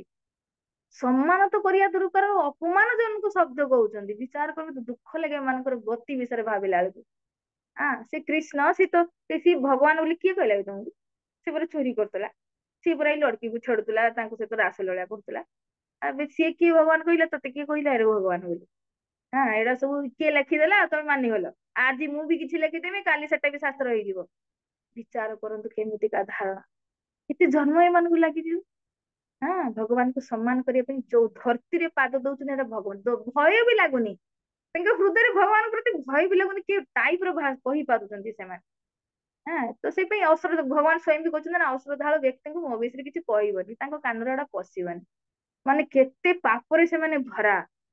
ସେ ଭଗବାନଙ୍କୁ ବଡେ ବଡେ ଦେବତା ସମ୍ମାନ କରୁଛନ୍ତି। ଭଗବାନ କପିଲ ଦେବ ତୃତୀୟ ସ୍କନ୍ଦ ଭାଗବତରେ କହୁଛନ୍ତି, ମଦ ଭୟାତି ବାତି ବାତ ସୂର୍ଯ୍ୟ ତପତି ମଦ ଭୟାତ ଦହ୍ୟତି ଅଗ୍ନି ବର୍ଷତି ଇନ୍ଦ୍ରିୟ ମୃତ୍ୟୁ ଚରତି ମଦ ଭୟାତ। ମୋ ଭୟରେ ଏ ସୂର୍ଯ୍ୟ ନା ସକାଳୁ ଉଠି ଯାଉଛି ସାରା ଜଗତକୁ ପ୍ରକାଶ ଦବା ପାଇଁ, ତାର ସଣ୍ଡେ ନାହିଁ କି ମଣ୍ଡେ ନାହିଁ, ଛୁଟି ନାହିଁ ତାର। ହଁ, ଆଉ ଅଗ୍ନି ଉତ୍ତାପ ଦଉଛି, ବାୟୁ ଆମକୁ ବାୟୁ ପବନ ଦେବତା ବାୟୁ ଦଉଛନ୍ତି। ଆ ମଦ ଭୟାତି ବାତି ବାତ ସୂର୍ଯ୍ୟ ତପତି ମଦ ଭୟା ଦହ୍ୟତି ଅଗ୍ନି ବର୍ଷତି ଇନ୍ଦ୍ର, ଇନ୍ଦ୍ର ବର୍ଷା କରୁଛି। ସାରେ ଦେବତା ନିଜ ନିଜ କାମ କରୁଛନ୍ତି ଭଗବାନଙ୍କ ଭୟରେ। ବିଚାର କରନ୍ତୁ, ସେମାନଙ୍କୁ ଭୟ ଲାଗୁଛି, ସାଧାରଣ ମନୁଷ୍ୟକୁ ଟିକେ ଭୟ ନାହିଁ, ସେ କେ ଟାଇପ ର ଭଗବାନଙ୍କ ବିଷୟରେ କହି ପାରୁଛନ୍ତି। ତ କଣ ହେବ ଏମାନଙ୍କର ଗତି। ତ ଭଗବାନ ତ ସେଇ ପାଇଁ ମୁଁ ଏଇ ଦିଟା ଶ୍ଲୋକ ସବୁବେଳେ ଆପଣଙ୍କ ସହିତ କେତେଥର ବି ଆଲୋଚନା କରିଥିଲି। ମୁଁ ସେଇଟାକୁ ଦେଖିକି ଏଇ ଲୋକମାନଙ୍କର କଥା ବିଚାର କରେ। 16 ଅଧ୍ୟାୟର 19 ଆଉ 20 ନମ୍ବର ଶ୍ଲୋକରେ ଯୋଉ ଅଧ୍ୟାୟଟା ନା ଦୈବାସୁର ସମ୍ପଦ ଯୋଗ ଆମେ ପଢିବା 15 ଅଧ୍ୟାୟ ପରେ, ସେଠି ଭଗବାନ କହୁଛନ୍ତି ତାନ ଅହମ ଦେଶତ୍ୟ କ୍ରୁରାନ ସଂସାରେଷୁ ନରାଧମା। ଯେ ମୋ ପ୍ରତି ଦ୍વેଷ କରେ, ମୋ କଥା ପ୍ରତି, ମୋ ପ୍ରତି କୃଷ୍ଣ ଲେଖିଥିଲା ଦେଖିଥିଲୁ ନା। ତ ଯୋଉ ଭଳିଆ ଏଇଭଳିଆ କଥା କରନ୍ତି, ଭଗବାନଙ୍କ ବିଷୟରେ ଆଲୋଚନା କରନ୍ତି, ତ ଭଗବାନ କହୁଛନ୍ତି ଏମାନେ ହେଲେ ନର ମାନଙ୍କ ଭିତରେ ଅଧମ ମନୁଷ୍ୟ,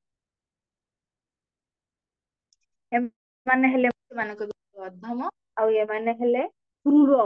ସିଧା ଭଗବାନ ଏ ଶବ୍ଦ ୟୁଜ କରିଛନ୍ତି, କ୍ରୂର ଏମାନେ, କଠୋର, ଆଉ ସଂସାର ନରାଧମ। ତ ମୁଁ କଣ କରିବି ସେମାନଙ୍କୁ କହିଦେଇଛି ସିଧା ସେ ଦ୍ୱିତୀୟ ଲାଇନ ରେ, କ୍ଷିପ୍ରମ ଅଜସ୍ର ଅଶୁଭା ଆସୁରେ ଶିବୁ ଜନିଷୁ। ଅସୁର ଜନରେ କ୍ଷିପ୍ର ମାନେ ପକେଇଦେମି ସିଧା। ହଁ, ଆଉ ହିନ୍ଦୁ କୂଳରେ ହିନ୍ଦୁ କୂଳରେ ଯେଠି ସନାତନ ଧର୍ମ ଗୀତା ଭାଗବତ ଶାସ୍ତ୍ର ପୁରାଣ ଆମ ପାଖରେ ଉପଲବ୍ଧ ଥିଲା, ତମେ ତାକୁ ତିରସ୍କାର କଲେ, ଅବିଶ୍ୱାସ କଲେ ଶାସ୍ତ୍ର ପ୍ରତି, ତ ଭଗବାନ କଣ କରିବେ, ତାକୁ ସିଧା ଅସୁର କୂଳରେ ଜନ୍ମ ଦେଇଦେବେ। ଅସୁର ମାନେ ଆପଣ ବୁଝିପାରୁଥିବେ ବାସ୍। ତ ସେଇଠି ଜନ୍ମ, ଯୋଉଠି ଗୀତା ଭାଗବତର ଆଦର ନାହିଁ, ଯୋଉଠି ସେ ଶାସ୍ତ୍ର ତ ବାସ୍ ମନୁଷ୍ୟ ଜନ୍ମ ହେଇଥିବେ, କିନ୍ତୁ ଗୀତା ଭାଗବତ ଶାସ୍ତ୍ର ପୁରାଣ ଭଗବାନଙ୍କ ମାନିବେନି ସେ ଗୋଷ୍ଠୀରେ। ତ କଣ ହବ ତାପରେ, ତ ଅଧ ଯାଇକି ଗୋ ମାଂସ ଖାଇବେ, ନା ନା ଗୋ ହତ୍ୟା କରିବେ। ତ କେବଳ ଅଧମ କାମ ପାପ କାମ କରି, ବକିରିକୁ କେମିତି କାଟୁଛନ୍ତି ଦେଖୁଛନ୍ତି ନା। ହଁ, ଡେଲି ସଣ୍ଡେ ଦିନ ତ ଲାଇନ, ଶୁକ୍ରବାର ଲାଇନ ଲଗା ହେଇଥିବ, ଆଉ ସେମାନେ କାଟିବେ, ହିନ୍ଦୁ ତାକୁ ଖାଇବେ। ଇଏ ଗତି ତ କଣ ହବ ତାପରେ ଗତିରେ, ନା ଆସୁରୀମ ଜନିମାପନ୍ନା ମୁଢା ଜନ୍ମନି ଜନ୍ମନି ମାମ ଅପ୍ରାପ୍ୟ କୌନ୍ତେୟ ତତ୍ତ୍ୱ ଜାନ୍ତି ଅଧମ ଗତି। ହଁ, ମାମ ଅପ୍ରାପ୍ୟ, ମତେ ସେ କେବେ ବି ପାଇପାରିବେ ନାହିଁ। ଆଉ ତତ୍ତ୍ୱ ଜାନ୍ତି ଅଧମ ଗତି, ଅଧମ ଗତି ମାନେ ତାପରେ ସେ ପଶୁ ଜନିକୁ ପଳେଇବି। ଛେଳି କାଟୁଥିଲେ, ଯେତିକ ଛେଳି କାଟିଛନ୍ତି, ଛେଳିର ଯେତିକ ଲୁମ ସେତିକ ଥର ସେ ଛେଳି ଜନ୍ମ ହେବେ। ଫିର ତାଙ୍କୁ କାଟିବେ, ଫିର ଆଉ ଥରେ ଫିର କାଟିବେ, କେତେ ଲୁମ ଗଣି ହବ। ବିଚାର କରନ୍ତୁ, ଯିଏ ହିନ୍ଦୁ କୁଳରେ ଜନ୍ମ ହେଇଥିଲେ, ଭଗବାନ ତାଙ୍କୁ ମନୁଷ୍ୟ ଦେଇଥିଲେ, ହଁ ମନୁଷ୍ୟ ଶରୀର ଦେଇଥିଲେ, ହିନ୍ଦୁରେ ଜନ୍ମ ଦେଇଥିଲେ, ଗୀତା ଭାଗବତ ଆମ ପାଖରେ ଉପଲବ୍ଧ ଥିଲା, ସାଧୁସନ୍ଥ ଆମ ପାଖରେ ଉପଲବ୍ଧ ଥିଲା, ଫିର ବି ଆମେ ଭଗବାନଙ୍କୁ ମାନିଲୁନି, ଭଗବାନଙ୍କର କଥାକୁ ମାନିଲୁନି, ଭଗବାନଙ୍କୁ ଉପହାସ କଲୁ, ତିରସ୍କାର କଲୁ, ସମାଲୋଚନା କଲୁ। କୃଷ୍ଣ କରିଥିଲା ରାସଲୀଳା, ତ ଆମେ କଲେ ତ କ୍ୟାରେକ୍ଟର ଢିଲା, ଆମେ ବି କରିପାରିବା, ତ କୃଷ୍ଣ ତ କରିଥିଲା ନା। ତ କୃଷ୍ଣ ପାହାଡକୁ ଟେକିଥିଲା, ସେଟା ଦେଖାଗଲାନି, ତୁ ଟିକେ ଇଟା ଧର ନା ବାବା, ଗୋଟେ ଗୋଟେ ସପ୍ତାହରେ ଗୋଟେ କାନି ଆଙ୍ଗୁଳିରେ ଇଟା, ଖାଲି ପାହାଡକୁ ଧରିବା ଦରକାର ନାହିଁ, ତୁ ଇଟାଟା କାନି ଆଙ୍ଗୁଳିରେ ଗୋଟେ ସପ୍ତାହ ଛିଡା ହ ଗୋଟେ ଜାଗାରେ। କରିବାର କରାମିତି ନାହିଁ, କିନ୍ତୁ ସମାଲୋଚନା କରିବେ ତ କଣ ହବ ଗତି। ତ ଭଗବାନ ତାଙ୍କର ଏଇ ପରିଣାମ ଏଇଟା କହିଛନ୍ତି 16 ଅଧ୍ୟାୟ, ଆପଣ ଦେଖିବେ 19 ନମ୍ବର 20 ନମ୍ବର ଶ୍ଲୋକରେ। ଗୀତା ପଢିଲେ ସିନା ଭୟ ଲାଗିବ, ନାଇଁଲେ ବାପା ଏମିତି କରିବାନି ଏମିତି। ତ ଯ ବି ହୋ, ଭଗବାନ ସର୍ବ ସମ୍ମାନସ୍ପଦ, କାହିଁକି ନା ସେଠି ଅଧିକାରୀ ସିଏ, ସର୍ବ ଐଶ୍ୱର୍ଯ୍ୟରେ ପରିପୂର୍ଣ୍ଣ ଅନନ୍ତ କୋଟି ବ୍ରହ୍ମାଣ୍ଡକୁ ସେ ରଚନା କରୁଛନ୍ତି। ତାଙ୍କ ଇଶାରାରେ ସୃଷ୍ଟି ହଉଛି, ତାଙ୍କ ଇଶାରାରେ ପାଳନ ହଉଛି, ତାଙ୍କ ଇଶାରାରେ ଧ୍ୱଂସ ବି ହଉଛି। ଏଇ କଥାଟାକୁ ଆ ଆମର ଭକ୍ତିବିନୋଦ ଠାକୁର ଗୋଟେ ବହୁତ ସୁନ୍ଦର ଭଜନରେ ଲେଖିନାହାନ୍ତି ନା, ତୁମି ସର୍ବେଶ୍ୱରେଶ୍ୱର ବ୍ରଜେନ୍ଦ୍ର କୁମାର, তোমার ইচ্ছায় বিশে সৃজন সংহার, তব ইচ্ছা মতে ব্রহ্মা করে ন সৃজন, তব ইচ্ছা মতে শিব করে ন সংহার, তব ইচ্ছা মতে মায়া ସୃଜେ କାରାଗାର। ତାପରେ ଭଗବାନଙ୍କ ଇଚ୍ଛାରେ ବ୍ରହ୍ମା ସୃଷ୍ଟି କରୁଛି, ଶିବ ସଂହାର କରୁଛି, ମାୟା ହଁ ଏ ସଂସାର କାରାଗାରରେ ପକେଇକି ଆମ ସମସ୍ତଙ୍କୁ ଦଣ୍ଡ ଦଉଛି, ସବୁ ଭଗବାନଙ୍କ ଇଚ୍ଛାରେ ହଉଛି। ତ କାହିଁକି ନା ସେ ସର୍ବ ଆକର୍ଷକ, ସର୍ବ ଐଶ୍ୱର୍ଯ୍ୟଶାଳୀ, ସର୍ବନିୟନ୍ତା। ହଁ, ଖାଲି କହିଲେ ନା ଭକ୍ତାରାମ ଯଜ୍ଞ ତପସାମ ସର୍ବଲୋକ ମହେଶ୍ଵରମ। ମହେଶ୍ଵର ମାନେ ଈଶ୍ୱର, ଈଶ୍ୱର ଉପରେ ହେଲେ ମହେଶ୍ଵର, ସର୍ବ ଲୋକରେ ମହାନ ଈଶ୍ୱର ମାନେ ଯୋଉ ଈଶ୍ୱର ମାନେ ଭଗବାନଙ୍କ ଅଣ୍ଡରରେ କାମ କରେ, ଈଶ୍ୱର ମାନେ ଯିଏ ନିୟନ୍ତ୍ରଣ କରେ, ଆଉ ଯାହାଙ୍କ ଅଣ୍ଡରରେ ରହିକି ଯିଏ ନିୟନ୍ତ୍ରଣ କରୁଛି, ଇନ୍ଦ୍ର ନିୟନ୍ତ୍ରଣ କରୁଛନ୍ତି କାହାକୁ, ବର୍ଷାକୁ, କିନ୍ତୁ ତାର ସେତିକି ବି କ୍ଷମତା ନାହିଁ, ସେ ଭଗବାନଙ୍କ ଅଣ୍ଡରରେ ରହିକି ନିୟନ୍ତ୍ରଣ କରୁଛି, ତେଣୁ ଭଗବାନ ହେଲେ ମହେଶ୍ଵର। ତ ଭଗବାନ ହେଲେ ଆକ୍ଚୁଆଲି ଏଠି ତ କୁହା ହଉଛି ମହେଶ୍ଵର, କିନ୍ତୁ ମହେଶ୍ଵର ଶିବଙ୍କ ପାଖରେ ଲଗାଯାଏ। ତ ଭଗବାନ ହେଲେ ପରାତ୍ପର ପରମେଶ୍ଵର, ପରମ ଈଶ୍ୱର, ମହେଶ୍ଵର, ପରମେଶ୍ଵର, ପରାତ୍ପର ପରମେଶ୍ଵର। ତ ଭଗବାନ କୃଷ୍ଣ ହେଲେ ପରାତ୍ପର ପରମେଶ୍ଵର। ହଁ, ସମସ୍ତଙ୍କଠୁ ଯେ ଶ୍ରେଷ୍ଠ, ଯେତେବେଳେ କିଛି ନଥିଲା କେବଳ କୃଷ୍ଣ ଥିଲେ। ଫିର ସେଇ ନେଇ ସ୍ୱୟଂ ନିଜ ମୁଖରେ ଚତୁଃଶ୍ଲୋକୀ ଭାଗବତରେ କହିଛନ୍ତି, ଅହମ ଏବାସ ଏବାଗ୍ରେ, ମୋ ଅଗ୍ରରୁ କେହି ନଥିଲେ, ଆଉ ପଶ୍ଚାତ ଅହମ, ପଛରେ ବି ଆଉ କେହି ରହିବେନି। ଯେତେବେଳେ ସାରେ କିଛି ପ୍ରଳୟ ହେଇଯିବ, କେହି ଥିବେନି, ମୁଁ ଥିବି। ତ ବିଚାର କରିବା ଦରକାର, ଭଗବାନ ହିଁ ସୃଷ୍ଟି। ତେଣୁ ଏଇଟା କେତେବେଳେ ଆମେ ଜାଣିବା ଏଇ ତତ୍ଵକୁ। ଖାଲି ଖାଲି କୃଷ୍ଣ କହିଗଲା ତତ୍ଵରେ ଯିଏ ମତେ ଜାଣିବ, ମୋର ଜନ୍ମ ଆଉ କର୍ମକୁ ଯିଏ ତତ୍ଵରେ ଜାଣିଯିବ ଥରେ, ତେକ୍ତ୍ୱା ଦେହ ପୁନର୍ଜନ୍ମ, ତାକୁ ଆଉ ପୁନର୍ଜନ୍ମ ନେଇତେ ପଡିବନି। ଯିଏ ମୋର ଜନ୍ମକୁ ତତ୍ଵରେ ଜାଣିବ, ଏ ତତ୍ଵରେ ଜାଣିଲେ ଲୋକ ଏମିତି ଭଗବାନଙ୍କ ବିଷୟରେ ସମାଲୋଚନା କରନ୍ତେ ନା, କରନ୍ତେନି। କାହିଁକିନା କୃଷ୍ଣ ସର୍ବ ସମର୍ଥ, ତ ସେ ସବୁ କିଛି ସୃଷ୍ଟି କରୁଛନ୍ତି, ତାଙ୍କର ଅଧିକାର ଅଛି, ସେ କରିପାରିବେ। କିନ୍ତୁ ଆମର ଅଧିକାର ନାହିଁ, ଆମେ ଗୋଟେ ଜୀବକୁ ମାରି ବି ପାରେ, ଆମର ଅଧିକାର ବି ନାହିଁ, କାହିଁକିନା ଆମେ ତାଙ୍କୁ ସୃଷ୍ଟି କରିନେ। ଭଗବାନ ସୃଷ୍ଟି କରୁ, ତାଙ୍କର ଅଧିକାର ଅଛି, ସେ ମାରି ପାରିବେ। ତ ସେ ପାଇଁ ତ ଯଦି ବଡେ ବଡେ ଦେବତା ଭଗବାନଙ୍କୁ ସମ୍ମାନ କରୁଛନ୍ତି, ଭଗବାନଙ୍କର ଆରାଧନା କରୁଛନ୍ତି, ଭଗବାନଙ୍କର ଗୁଣଗାନ କରୁଛନ୍ତି, ବେଦ ନେଇତି ନେଇତି କରିକି ଅନନ୍ତ ଯୁଗରୁ ଗୁଣଗାନ କରୁଛନ୍ତି, ଆଜି ପର୍ଯ୍ୟନ୍ତ ଭଗବାନଙ୍କୁ ପାର ପାଇ ପାରନ୍ତି। କହୁଛନ୍ତି ଯୋଉ ଅନନ୍ତ ସେ ତାଙ୍କର ଅନନ୍ତ ମୁଖରେ ଅନନ୍ତ ଯୁଗରୁ ଭଗବାନଙ୍କର ଗୁଣଗାନ କରୁଛନ୍ତି, ଫିର ବି ପାଇ ପାରୁନାହାନ୍ତି, ପାର ପାଇ ପାରୁନାହାନ୍ତି। ଗୋଟେ ବହୁତ ସୁନ୍ଦର କବି କହୁଥିଲେ, ଆ ଯଦି ସମୁଦ୍ରରେ ଯେତେ ପାଣି ଅଛି ତାକୁ ସିଆଇ ମାନେ କଣ କାଳି ବନେଇଦବା, ଯେତେ ଗଛ ଅଛି ତାକୁ ଆମେ ପେନ୍ ବନେଇଦବା, ଆଉ ଫିର ଭଗବାନଙ୍କର ଲେଖିବା ଗୁଣଗାନ, ପାର ପାଇବାନି। କେତେ ଗଛ ଲତା ଅଛି ପୁରା ବ୍ରହ୍ମାଣ୍ଡରେ, ସମୁଦ୍ରରେ କେତେ ପାଣି, ଯେତେ ସମୁଦ୍ରରେ ପାଣି ଅଛି ତାକୁ ସିଆଇ ମାନେ କାଳି ବନେଇଦବା, ଯେତେ ଗଛ ଅଛି ତାକୁ ପେନ୍ ବନେଇଦବା, ଆଉ ଫିର ଭଗବାନଙ୍କର ଗୁଣଗାନ ଲେଖିବା, ଫିର ବି ସାରି ପାରିବାନି। ଇଏ ହିଁ ଭଗବାନ। ତ ସେଇ ପାଇଁ ଯଦି ବଡେ ବଡେ ଦେବତା ତାଙ୍କୁ ସମ୍ମାନ କରୁଛନ୍ତି, ତାଙ୍କର ଆରାଧନା କରୁଛନ୍ତି, ତ ଆମକୁ ବି କରିବା ଦରକାର, ଯଦି ଆମର ମଙ୍ଗଳ ଚାହୁଁଛେ ତ। କାହିଁକି ନା ସର୍ବ ମନହାରି ସିଏ, ତ ଯେତେବେଳେ ଆମେ ତାଙ୍କର ସହିତ କନେକ୍ଟ ହବା, ତାଙ୍କର ଆରାଧନା କରିବା, ତାଙ୍କ ବିଷୟରେ ଶୁଣିବା, ତାଙ୍କ ବିଷୟରେ ଚିନ୍ତନ କରିବା, ତାଙ୍କର ଗୁଣଗାନ କରିବା, ତ ଫିର ଭଗବାନ ଆମର ସର୍ବ ଅମଙ୍ଗଳକୁ ହରଣ କରିନେବେ। ଫିର ଆମକୁ ପ୍ରେମ ଦିଆ ହରେ ମନ, ଫିର ଆମକୁ ଏମିତି ଭଲ ପାଇବେ, ଏମିତି ପ୍ରେମ ଦେବେ, ଆମ ମନକୁ ହରଣ କରିନେବେ। ଯୋଉ ମନ ଏବେ ସଂସାର ଲାଗିଛି, ସେଇ ସଂସାର ତାକୁ ତୁଚ୍ଛ ଲାଗିବ, ଫିରି ମନ କୃଷ୍ଣଙ୍କ ପାଖରେ ଲାଗିଯିବ। ଏତେ ସୁନ୍ଦର ଆଜିର ଗୁଣ ଥିଲା ମୋ ଭାଗ୍ୟରେ, ତ ମୁଁ ଚେଷ୍ଟା କଲି କିଛି ଆପଣଙ୍କ ସମ୍ମୁଖରେ ପ୍ରସ୍ତୁତ କରିବା ପାଇଁ। ତ ଯଦି କିଛି ତ୍ରୁଟି ଭୁଲ ହେଇଯାଇଥିବ ତ ନିଜ ଗୁଣରେ କ୍ଷମା କରିବେ। ତ ଆମେ ରଖିବା ଏଇଠି, ଆଉ 5-7 ମିନିଟ ଯଦି କିଛି ପ୍ରଶ୍ନ ଥାଏ ଆପଣଙ୍କର ନେଇପାରିବା। ହରେ କୃଷ୍ଣ କୃଷ୍ଣ କୃଷ୍ଣ ହରେ ହରେ, ହରେ ହରେ ରାମ ରାମ ରାମ ହରେ ହରେ। ହରେ କୃଷ୍ଣ। ବହୁତ ବହୁତ ଧନ୍ୟବାଦ ମାତାଜୀ, ବହୁତ ସୁନ୍ଦର ଭାବରେ ଗୁଣ ଗୁଡିକୁ ବ୍ୟାଖ୍ୟା କଲେ। ତ ଯଦି କାହାରି କିଛି କ୍ୱେଶ୍ଚନ ଅଛି ତ ଆପଣ ମାନେ ରଖିପାରିବେ, ଗୋଟେ ଦିଟା କ୍ୱେଶ୍ଚନ ନେଇ ନେବା। ହରେ କୃଷ୍ଣ, ହ୍ୟାଣ୍ଡ ରେସ୍ କରନ୍ତୁ।